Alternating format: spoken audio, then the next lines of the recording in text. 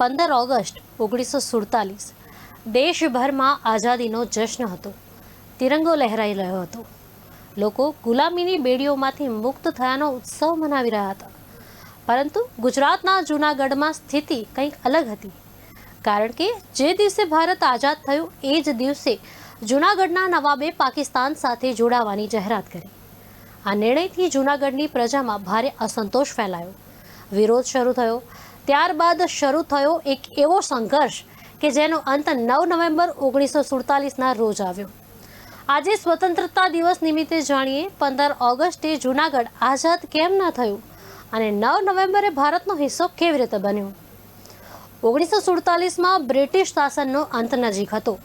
18 જુલાઈ 1947ના રોજ બ્રિટિશ સંસદે Indian independence act પસાર કર્યો. આ કાયદા બાદ રજવાડાઓ સાથે બ્રિટિશ તાજનો પર માઉન્ટેન સીનો સંબંધ સમાપ્ત થવાનો હતો. રજવાડાઓ સામે ભારત સાથે જોડાવું, પાકિસ્તાન સાથે જોડાવું અથવા સ્વતંત્ર રહેવાના વિકલ્પોની ચર્ચા ઊભી થઈ. જૂનાગઢના નવાબ આ જ પરિસ્થિતિમાંથી પાકિસ્તાન સાથે જોડાવાનો નિર્ણય લીધો. પરંતુ સવાલ એ હતો કે જૂનાગઢની પ્રજા શું ઈચ્છતી હતી. જૂનાગઢના દિવાન તરીકે શાહનવાઝ ભુટ્ટોએ 30 મે 1947ના રોજ હોદ્દો સંભાળ્યો. જૂનાગઢને પાકિસ્તાન સાથે જોડવાનો નિર્ણય તેમની મહત્વની ભૂમિકા હોવાનું ઇતિહાસકારોના સંદર્ભમાં નોંધાયું છે. 13 ઓગસ્ટે જૂનાગઢના અગ્રણીઓની બેઠક પણ બોલાવવામાં આવી. તેમાં દયાશંકર દવે સહિતના આગેવાનો હતા. તેમણે જૂનાગઢને ભારત સાથે જોડવાની માંગ કરી. કાઠિયાવાડ રાજકીય પરિષદના ભુટ્ટોને સમજાવવાનો પ્રયાસ પણ કર્યો, પરંતુ કોઈ પરિણામ આવ્યું નહોતું અને 15 ઓગસ્ટ 1947ના રોજ જૂનાગઢે પાકિસ્તાન સાથે જોડાવાની જાહેરાત કરી. નવાબના નિર્ણય બાદ જૂનાગઢમાં અસંતોષ વધ્યો. ભારત સરકાર સામે પણ એક કાયદાકીય પડકાર ઊભો થયો. પર માઉન્ટેન્સી સમાપ્ત થયા બાદ રજવાડાઓના જોડાણના પ્રશ્નમાં સીધો હસ્તક્ષેપ કરવો સરળ નહોતો. જૂનાગઢની પ્રજા આ નિર્ણય સ્વીકારવા તૈયાર જ નહોતી. જૂનાગઢની ચળવળમાં શરૂઆતથી જોડાયેલા શામળદાસ ગાંધી સહિતના આગેવાનો સમાંતર સરકારની રચનાની દિશામાં આગળ વધ્યા અને પછી ઇતિહાસમાં આવ્યું એક મહત્વનું નામ, આરઝી હુકુમત. 25 સપ્ટેમ્બર 1947ના રોજ મુંબઈના માધવબાગમાં જૂનાગઢની આરઝી હુકુમત વિધિવત સ્થાપના કરવામાં આવી. શામળદાસ ગાંધી તેના વડા બન્યા. આરઝી હુકુમતનું જાહેરનામું જૂનાગઢ રાજ્યની પ્રજાની આઝાદીનું જાહેરનામું તરીકે બહાર પાડવામાં આવ્યું. આ જાહેરનામું કનૈયાલાલ મુનશીએ તૈયાર કર્યું. આરઝી હુકુમતનો મુખ્ય હેતુ હતો કે જૂનાગઢને નવાબી શાસનમાંથી મુક્ત કરાવી ભારત સાથે જોડાવું. આ દરમિયાન જૂનાગઢની આર્થિક અને વહીવટી સ્થિતિ કથળવા લાગી.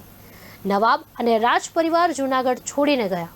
27 ઓક્ટોબરના એક પત્રમાં દિવાન શાહનવાઝ ભુટ્ટોએ જૂનાગઢની ગંભીર આર્થિક સ્થિતિનો ઉલ્લેખ કર્યો. અનાજની સમસ્યા ઘટતી આવક, બદલાતી રાજકીય સ્થિતિ વચ્ચે જૂનાગઢનું નવાબી શાસન વધુ મુશ્કેલીમાં મુકાયું. અને પછી આવ્યો એ ઐતિહાસિક દિવસ 9 નવેમ્બર 1947. જૂનાગઢનો વહીવટી કબજો ભારત સરકારે સંભાળ્યો.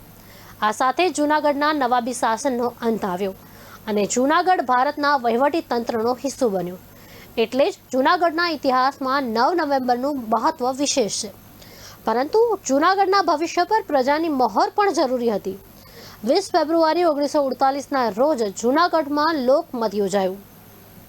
મતદારોમાંથી મતદાન કરવામાં આવ્યું. પરિણામ: પાકિસ્તાનની તરફેણમાં માત્ર 91 મત. માણાવદર, માંગરોળ, બાબરિયાવાડ સહિતના જે વિસ્તારો હતા તેમાં પણ લોકમત લેવાયું. અહીં 31,434 મતોમાંથી પાકિસ્તાનની તરફેણમાં માત્ર 39 મત પડ્યા.